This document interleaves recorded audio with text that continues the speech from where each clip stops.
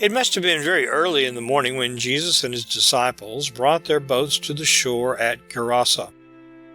Just as they were landing, a man came running down the hill to meet them, and from his wild acts they saw that he was one of those wretched people who were under the power of evil spirits.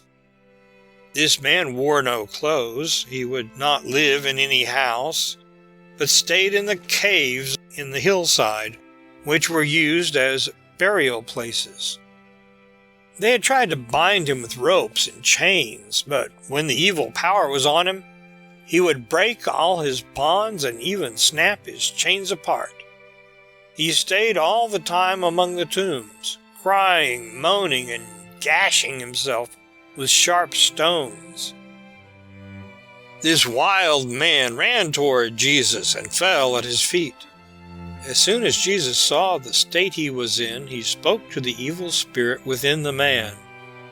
"Come out of this man, you vile spirit." The spirit answered Jesus, crying out, "Jesus, Son of the Most High God, what business have you with us? In the name of God, I call upon you not to make us suffer." Jesus saw that this man's state was far worse than even most of those who were ruled by evil spirits. He said to the spirit, "What is your name?"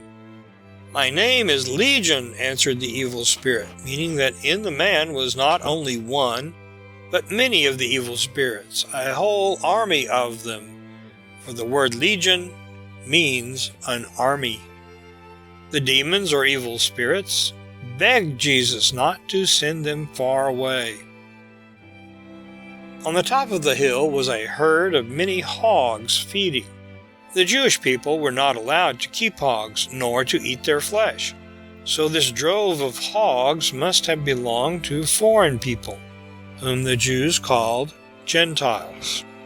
The evil spirits asked Jesus if, when they left the man, they might go into these hogs, and Jesus allowed them. Then the demons, or evil spirits, went out of the man, leaving him lying upon the ground, naked but well. They went into the drove of hogs, and the hogs instantly became wild and could not be controlled.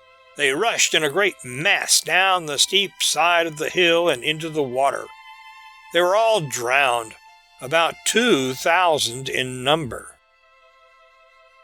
The men who kept the hogs ran to the town nearby and told all the people what had happened, how the demons at the command of this stranger had left the man, had gone into the drove of hogs, and had caused them to drown in the waters. People of the city came out to see for themselves what had taken place.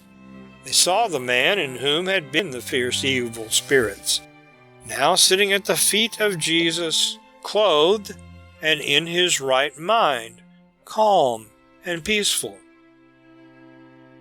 These Gadarene people evidently knew nothing of Jesus and the many good works that he had done.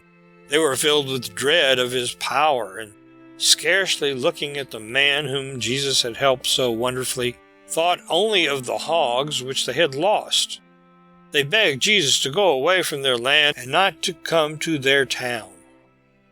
Think what blessings Jesus might have brought to them in curing their sick, giving sight to the blind, and hearing to the deaf, besides the good news of his teaching.